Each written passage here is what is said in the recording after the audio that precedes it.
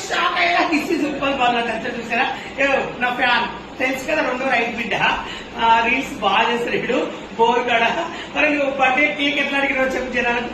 ఎట్లా అడిగినావు కేక్ కావాలని ఎట్లా అడిగినావు బోర్ కడ బోర్ దగ్గర అడిగినా కదా కేక్ కావాలి నేను బర్త్డేలో కేక్ కట్ చేస్తున్నా మా తమ్ముడు నేను వచ్చిన బర్త్డేలో చెప్పు పోనీ నీ ఇన్స్టాగ్రామ్ లో నీ ఎవరైనా నీ ఐడి బ్లాక్ చేస్తే ఏమని చెప్తావు పిట్టు